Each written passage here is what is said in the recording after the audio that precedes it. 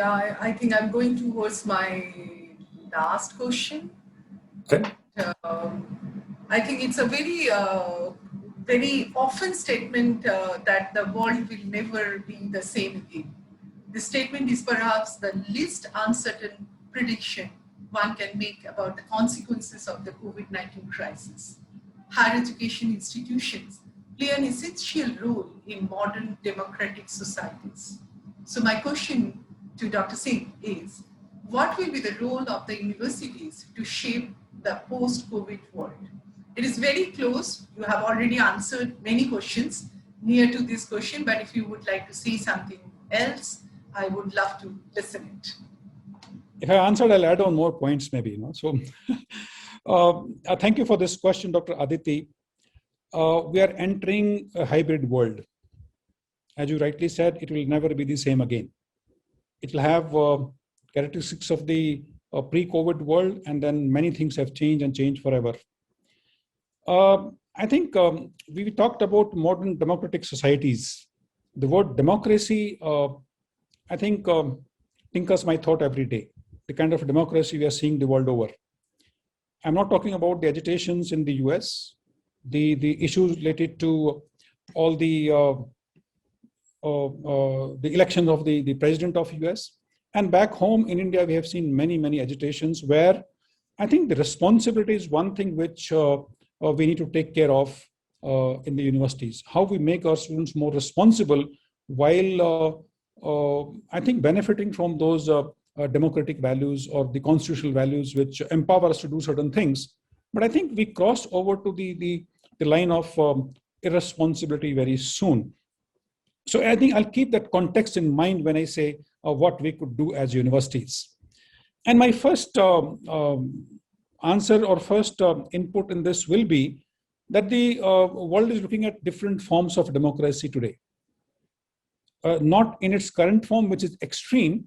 And I fear, like the communism dissipated or disintegrated in the beginning of 1990s because it reached the extreme stage, I fear something may happen to even democracy, where we, I think, need to be more responsible as citizens.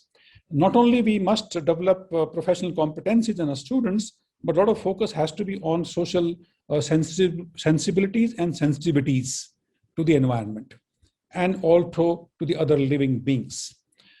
We need to provide solutions and not only sermonize. I think, as Tony mentioned, I remember one of the greatest scientists of India, Dr. R.A. Mashelkar, who once said that research converts data and information into knowledge and consumes money.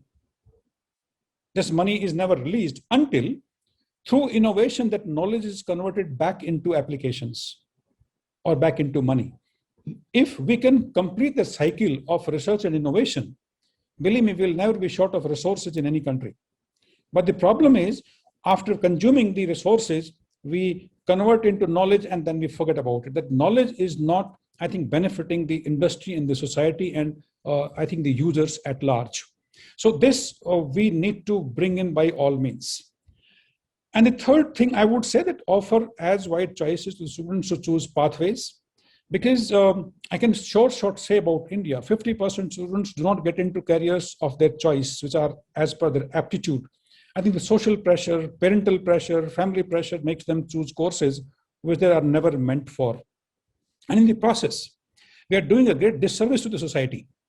For example, we are giving a third-rate engineer to the society and denying them perhaps ace radio jockey or a TV anchor, or for that matter, maybe a cricket player, because we force them into engineering as a profession, and same applies to doctors.